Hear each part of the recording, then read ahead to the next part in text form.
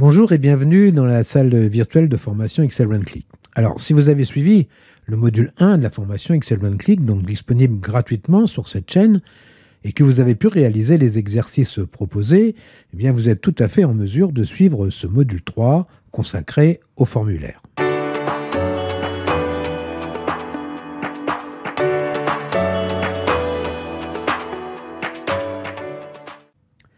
Le module de formation Excel VBA, qui s'appelle donc les formulaires d'Excel One Click, constitue une ressource essentielle pour apprendre à créer et gérer des applications Excel interactives en utilisant le VBA, donc VBA pour Visual Basic for Application. Ce module que j'ai élaboré se concentre principalement sur la conception, le développement et l'initialisation des formulaires, qu'on appelle aussi User Form dans Excel, ainsi que les bonnes pratiques de structuration des données.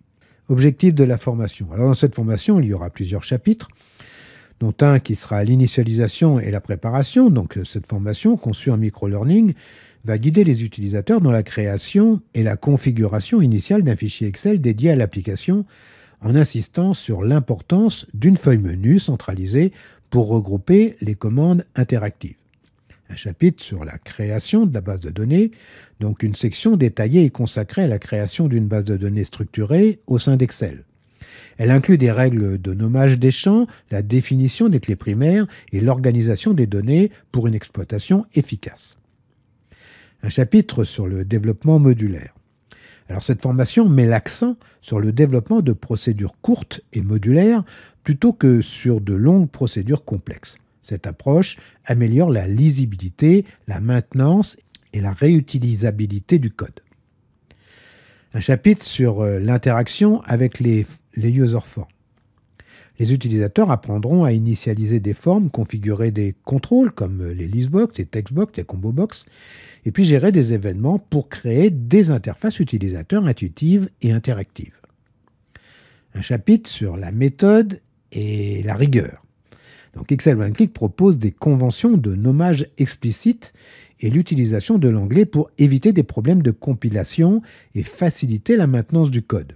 La gestion rigoureuse des événements et la structuration méthodique des données sont également soulignés. Alors les points clés. Une explication vous sera fournie sur le choix des formes plutôt que des contrôles ActiveX insérés dans les feuilles de travail pour les boutons de commande, en raison de leur meilleure adaptation aux différentes résolutions d'écran, garantissant une interface utilisateur cohérente même lors de présentations sur un vidéoprojecteur qui pourrait avoir une définition d'écran différente de celle de votre machine. Un chapitre sur les procédures de fermeture des formulaires. Alors des conseils pratiques sont donnés pour forcer l'utilisateur à cliquer sur un bouton de fermeture personnalisé en supprimant la croix de fermeture standard d'un formulaire. Une fonction spécifique, X1C Remove Cross, est introduite à cet effet. Un chapitre sur le chargement des labels. Alors cette formation détaille comment charger dynamiquement les noms de champs dans les labels des formulaires à partir de la base de données, illustrant l'importance de l'initialisation correcte des formulaires pour assurer la cohérence des données affichées. Et puis enfin, en conclusion, l'ensemble des vidéos de cette formation est un outil précieux pour quiconque souhaite maîtriser la création de formulaires dans Excel VBA. Il fournit des directives claires et des exemples pratiques pour structurer, développer et gérer des applications Excel robustes et efficaces. En suivant les méthodes et les bonnes pratiques recommandées, les utilisateurs peuvent améliorer considérablement leur productivité et la qualité de leur application Excel. Un formulaire utilisateur ou user form dans Excel VBA est une interface graphique intégrée dans Excel qui permet aux utilisateurs de dialoguer avec l'application d'une manière plus intuitive et interactive. Ces formulaires sont des fenêtres personnalisées similaires aux boîtes de dialogue que l'on trouve couramment dans de nombreuses applications et logiciels. Interface graphique et contrôle. Un user form est composé de divers contrôles qui permettent d'afficher des informations et de recueillir des données auprès de l'utilisateur. Les contrôles sont les éléments interactifs que vous placez sur le formulaire pour que les utilisateurs puissent entrer des données, sélectionner des options ou exécuter des actions. Et nous allons voir quelques exemples courants de contrôles disponibles dans les user forms. Donc vous avez les frames ou cadres en français qui permettent d'organiser le formulaire pour sa mise en page. On a les textbox ou zones de texte qui permet à l'utilisateur de saisir du texte. Les labels ou intitulés en français, donc qui affichent des textes descriptifs ou des instructions. Des combo box ou zones de liste modifiables affichent une liste déroulante pour sélectionner une option parmi plusieurs. Les list box ou zones de liste affichent une liste d'éléments parmi lesquels l'utilisateur peut choisir. Les command buttons ou boutons de commande donc ajoutent un bouton que l'utilisateur peut cliquer pour exécuter une action. Les checkbox ou cases à cocher permettent à l'utilisateur de sélectionner ou désélectionner une option. Les option buttons ou radio buttons ou boutons d'options en français permettent à l'utilisateur de sélectionner une option parmi un groupe d'options. Alors ces contrôles sont généralement disposés dans des cadres sur le formulaire de manière à créer une interface utilisateur claire et facile à utiliser. La bibliothèque des contrôles ActiveX offre de nombreux autres contrôles que vous apprendrez à utiliser par vous-même après cette formation. Gestion des événements. Les user forms sont interactifs et réagissent aux actions des utilisateurs grâce à un mécanisme appelé gestion des événements. Un événement est une action déclenchée par l'utilisateur comme un clic de souris, la saisie de texte ou la sélection d'une option. Chaque contrôle sur un user form peut réagir à différents événements, comme par exemple le clic se produit lorsqu'un contrôle est cliqué, le change se produit lorsque le contenu d'un contrôle comme une textbox est modifié, l'événement double-clic se produit lorsqu'un contrôle est double-cliqué, l'événement initialize donc se produit lorsque le user form est initialisé. Alors, l'événement initialize est particulièrement important car il est déclenché automatiquement avant que le user form ne soit affiché à l'utilisateur. C'est l'endroit idéal pour configurer le formulaire et utiliser des contrôles avec des valeurs par défaut ou des données dynamiques. L'initialisation du formulaire, qui s'appelle donc, c'est l'événement initialize. L'événement initialize permet de préparer le formulaire avant son affichage. Par exemple, vous pourrez utiliser cet événement pour initialiser les valeurs de contrôle, définir les valeurs par défaut dans des textbox ou des combo box. Charger des données, remplir une listbox ou une combo box avec des données provenant d'une feuille de calcul ou d'une autre source, configurer l'apparence, ajuster les propriétés visuelles des contrôles comme les couleurs, les polices ou la visibilité. Alors nous allons voir un exemple d'utilisation. Nous allons développer dans cette formation un formulaire de saisie de données pour une application de gestion de contacts. Le user form devra comporter un contrôle listbox pour lister les contacts de la base de données, des textbox pour entrer ou mettre à jour des coordonnées d'un contact, une combo box avec la liste des noms de champs pour permettre d'appliquer des filtres sur la liste des contacts, et puis des boutons de commande pour insérer, mettre à jour ou supprimer des enregistrements. Lors de l'initialisation, le formulaire chargera des données existantes pour les afficher ou définir des valeurs par défaut pour certains contrôles. Les user forms rendent les applications Excel plus interactives et conviviales, améliorant l'expérience utilisateur. En regroupant plusieurs fonctionnalités dans une seule interface, les user forms facilitent l'automatisation des tâches répétitives et augmentent l'efficacité. Les user forms offrent une grande flexibilité pour créer des interfaces adaptées aux besoins spécifiques des utilisateurs. En conclusion, les user forms dans Excel VBA sont des outils puissants pour créer des interfaces utilisateurs personnalisées et interactives. Ils permettent de saisir, modifier et gérer des données de manière intuitive tout en automatisant des processus complexes. En maîtrisant les user forms et leur gestion des événements, vous pouvez développer des applications Excel robustes et conviviales, répondant efficacement aux besoins des utilisateurs. Bien, vous allez ouvrir un nouveau fichier Excel que vous enregistrerez dans le répertoire que vous avez choisi pour cette formation. Vous enregistrerez ce fichier en tant que fichier prenant en charge les macros, donc étoile.xlsm. Vous pouvez l'appeler, par exemple, formulaire.xlsm. Ouvrez la console VBA par Alt F11 ou par le menu Développeur Visual Basic. Vous allez renommer la feuille un menu avec un M majuscule et attribuez-lui le nom d'objet WS Menu dans les propriétés de la feuille. Alors dans la feuille menu, vous allez supprimer la grille par le menu Affichage, décocher la case Quadrillage. Vous pourrez ajouter un titre avec le menu Insertion, Word Art, par exemple Excel VBA, les formulaires. Ajouter un bouton Quitter avec le menu d'insertion, donc Forme, rectangle, coin arrondi, écriture blanc sur fond rouge. Ajouter un autre bouton, Contact, que l'on utilisera pour lancer votre application de gestion des contacts. Alors une écriture en blanc sur fond bleu, par exemple, pour changer du bouton Quitter. Vous verrez que dans toutes les applications que nous développerons, on préconisera d'avoir une feuille nommée Menu avec pour nom d'objet WS Menu afin de pouvoir y placer tous les boutons de commande qui vont interagir avec l'application. Nous allons commencer par créer notre base de données à l'intérieur même de notre application. La base de données est un ensemble de données distribuées en ligne et en colonne. Toutes les informations de la base de données sont contenues dans les enregistrements et les champs.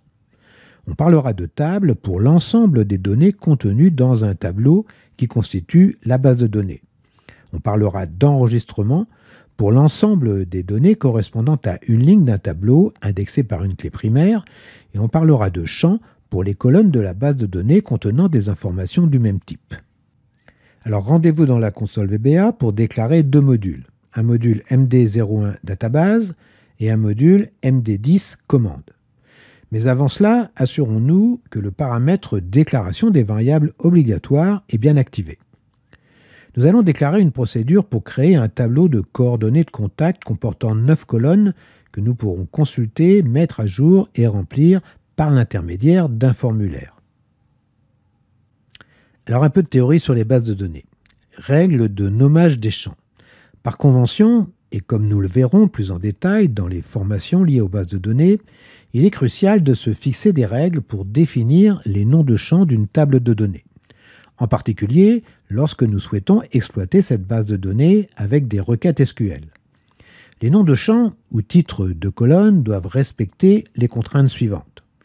Utiliser des chaînes de caractères sans accent, éviter les caractères spéciaux, ne pas utiliser d'opérateurs arithmétiques, exclure toute forme de ponctuation et d'espace. Les mots composant un nom de champ peuvent être séparés par des lettres capitales. Par exemple, les champs date de naissance et code postal respectent ces conventions. Structure d'une table de données. Dans une table de données, la valeur des champs d'un enregistrement est indexée en ligne par une clé primaire et en colonne par un nom de champ. La première colonne de la base de données est dédiée aux clés primaires. Pour l'exploitation de données avec Excel, il est préférable que les clés primaires, souvent numériques, soient définies par des chaînes de caractères commençant par des lettres, idéalement pas plus de 3, identifiant la table de données suivie de 3 ou 6 chiffres selon la taille de la base de données. Ces chiffres permettent de représenter jusqu'à 1 million d'enregistrements, ce qui est proche de la capacité maximale du nombre de lignes d'une feuille de calcul Excel. On pourra également utiliser des clés primaires codifiées comme des codes articles ou des clés primaires à temporalité comme dans l'exemple que nous allons étudier. Développement de la table de données des contacts. Nous allons donc développer un enchaînement de procédures pour créer une table de données contact. Cette table sera enregistrée de manière à faciliter sa consultation, mise à jour et alimentation via un formulaire Excel VBA en appliquant les bonnes pratiques de nommage et de structuration des champs que nous venons de décrire. Cet exercice permettra non seulement de mettre en pratique les concepts de programmation VBA, mais aussi de comprendre l'importance d'une structuration rigoureuse des données pour une gestion efficace et une exploitation optimale des informations. Introduction à la création d'une table de données Excel Contact. La création d'une table de données Excel structurée et bien organisée est essentielle pour une gestion efficace des informations. Dans ce chapitre, nous allons explorer les étapes nécessaires pour créer une feuille de calcul Contact. Dans Excel, en utilisant VBA, nous allons décomposer le processus en 3 procédures clés. Création de la feuille de données, création du tableau structuré, vérification et mise en place de la feuille et du tableau. Donc, création de la feuille de données. La première étape consiste à ajouter une nouvelle feuille de calcul dans le classeur Excel et à définir les en-têtes des colonnes pour notre table de contact. Voici les codes utilisés pour cette tâche. Alors, tout au long de cette formation, XL1Click utilise dans ses vidéos un code couleur qui permet d'identifier l'appartenance de chaque mot contenu dans les différentes procédures et fonctions étudiées tout au long de cette formation. Donc en bleu, on trouvera tous les noms appartenant au langage VBA. En magenta ou violet, eh bien, tous les noms d'objets, toutes les variables locales et variables publiques, tous les arguments de procédures et de fonctions. En orange, eh bien, tous les noms de procédures ou macros, et puis les noms des fonctions. En vert précédé d'une apostrophe, tous les commentaires insérés dans les procédures et fonctions. Puis en noir sur fond blanc pour le livret de formation ou en blanc sur fond noir pour les vidéos, eh bien, le code utilisateur, les énoncés, les descriptions et les explications. Alors nous allons développer cet enchaînement de procédures dans le module MD01 Database que nous venons de créer. Cette procédure crée une nouvelle feuille de calcul nommée Data et ajoute des en-têtes de colonnes à la ligne 4 pour les informations de contact. Donc nous allons déclarer une procédure qu'on va appeler sub create data tab. On va faire un dimwb as workbook, donc une variable objet pour le classeur, dimws as worksheet, une variable objet également, une feuille de classeur. On va faire setWB égale thisWorkbook, on va attribuer à notre variable objet WB eh bien, notre classeur. Ensuite, on va ajouter une nouvelle feuille de calcul après la dernière feuille existante et la nommer data. Donc on va faire wb.worksheets.add. Donc en réalité, c'est dans la collection des feuilles de notre classeur. On va ajouter, donc after worksheets, ouvrez la parenthèse, worksheets.count, donc dans le nombre de feuilles de classeur qu'on a dans notre classeur, donc après la dernière, .name égale data. Cette petite ligne de code va nous insérer une feuille de travail qui s'appelle data, donc à la fin de notre collection de feuilles, c'est-à-dire derrière la feuille menu. On va faire setWS égale worksheet data. On va attribuer à notre variable objet WS eh bien, notre feuille qu'on vient de créer qui s'appelle data. Donc on va ajouter les en-têtes de colonne à la ligne 4. Donc on va faire ws.sales, ouvrez la parenthèse 4,1 égale ID contact, donc sans espace. ws.sales 4,2 égale nom. ws.sales 4,3 égale prénom, sans accent. ws.sales 4,4 date naissance, donc sans espace. ws.sales 4,5 adresse. ws.sales 4,6 ville. ws.sales 4,7 égale code postal, sans espace. ws.sales 4,8 égale mail. Et ws.sales 4,9 égale tel. Alors, tous ces noms de champs, entre guillemets, bien sûr, puisque ce sont des chaînes de caractères. Ensuite, on va libérer la mémoire en faisant setWS égale nothing et setWB égale nothing, et puis on va retrouver notre nsub. Création du tableau structuré. Alors, une fois la feuille de calcul créée, nous devons structurer les données en utilisant un tableau Excel. Le code suivant permet de créer un tableau structuré avec les en-têtes spécifiées. Donc on va déclarer une nouvelle procédure qu'on va appeler sub create table list object. Donc on va faire dimwb as workbook, ws as worksheet et rg as range. Donc 3 variables objets, une pour notre classeur, une pour notre feuille de travail et puis une pour un champ de données. On va faire setWB égale thisWorkbook, setWS égale wb.worksheets data, donc notre feuille data, et setrg égale ws.range A4 de point I4 et entre guillemets, et entre parenthèses. Donc créer un tableau listObject structuré avec les en-têtes de la plage spécifiée. Donc on va faire ws.listObject.add, ouvrez la parenthèse, source type égale 2 points égale XL source range, virgule, la source, donc source 2 points égale RG, donc notre variable objet range. Donc on va faire un espace, un underscore pour pouvoir écrire continuer notre ligne de commande sur une deuxième ligne. XL list object as header 2 points égale XL yes. Oui, notre list object aura donc des titres. Donc .name égale tbl underscore. On va concaténer avec ws.name qui correspond en fait à data. Donc nous allons créer un objet list object, un tableau, une table list object, dont le nom sera tbl underscore data. Excel OneClick préconise toujours d'appeler les tables que l'on construit dans Excel, TBL underscore suivi du nom de la feuille. Alors, de préférence, un nom court, ça évite de taper du code. Pour rappel, quand vous créez un tableau avec le menu d'Excel, donc mettre sous forme de tableau, et que vous choisissez une mise en forme, dans ce que propose Excel, votre tableau structuré prendra le nom de tableau avec un indice. Dans le cas présent, ce serait tableau 1. La convention Excel OneClick préconise, dans un premier temps, de n'insérer qu'un tableau par feuille de travail et de lui donner le nom de cette feuille avec le préfixe TBL underscore, ce que je venais de vous dire. Donc on va faire setRG égale nothing pour libérer la mémoire, setWS égale nothing et setWB égale nothing, et on va retrouver notre nsub. Donc cette procédure transforme la plage spécifiée en un tableau Excel nommé TBL Data, ce qui va nous faciliter la gestion et l'analyse des données.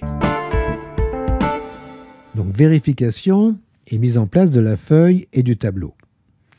Enfin, nous devons vérifier si la feuille data existe déjà dans le classeur. Si elle n'existe pas, nous appellerons les deux procédures précédentes pour la créer et y ajouter le tableau structuré.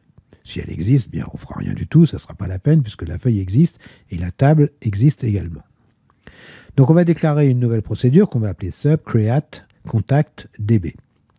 Dim WB as workbook, WS as worksheet, flag as boolean. Alors flag, en français drapeau, c'est une variable qu'on utilise parfois pour gérer un état.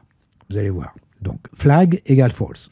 setWB égale this workbook. Donc on va parcourir toutes les feuilles de calcul du classeur actif. Donc for each WS in wp.worksheets, if ws.name égale data, then flag égale true. Donc on a trouvé notre feuille, donc on va dire que notre drapeau il est vrai, puis on va faire exit for et end if. On va sortir de la boucle, puisque ce n'est pas la peine, puisque notre feuille existe. Et puis on va faire un next WS pour passer à la feuille suivante, si notre feuille ne s'appelle pas data. Si la feuille data n'existe pas, bien créez-la, et puis créez un tableau structuré dessus. If not flag, then, donc ça revient au même que de dire if not flag égale false, then. On va faire call create data table, donc on va appeler notre procédure, notre première procédure que nous avons déclarée qui va permettre de créer la feuille data. Et puis ensuite, on va faire call create tab list object. On va appeler la seconde procédure que nous venons de développer pour structurer notre tableau de données. Et puis le end if. Et puis enfin, on va libérer la mémoire en faisant setWB égale nothing. Alors, il ne sera pas nécessaire de faire setWS égale nothing, puisque on n'a pas fait de set sur la variable objet WS. Alors, cette procédure garantit que la feuille de calcul data et le tableau structuré sont créés uniquement si la feuille data n'existe pas déjà. En conclusion, en suivant ces étapes, bien vous pouvez facilement créer une table de données contact dans Excel. Ces procédures vous permettent d'automatiser la création de la feuille de calcul, l'ajout des entêtes de colonnes et la structuration des données en un tableau Excel. Cette approche améliore l'efficacité et la cohérence de la gestion des données dans Excel. Voilà, nous arrivons à la fin de ce sous-module 3.1 qui nous permet donc de planter le décor, afin que nous puissions, dès le prochain sous-module, attaquer le développement de notre formulaire de gestion des contacts. Alors je rappelle, cette formation elle est gratuite, d'ailleurs comme celle du module 1, qui est donc l'initialisation au VBA. Mais si vous y trouvez un intérêt et que vous souhaitez faire un don à la chaîne pour avoir toujours plus de contenu, eh bien je vous laisse le lien Tipeee Excel OneClick dans la description. Alors vous connaissez la formule des youtubeurs, likez, abonnez-vous, activez la cloche pour avoir la primeur du prochain contenu. Puis en attendant, bien portez-vous bien, et si vous êtes toujours Visual Basic, bien je vous dis peut-être ou sûrement à bientôt. Au revoir.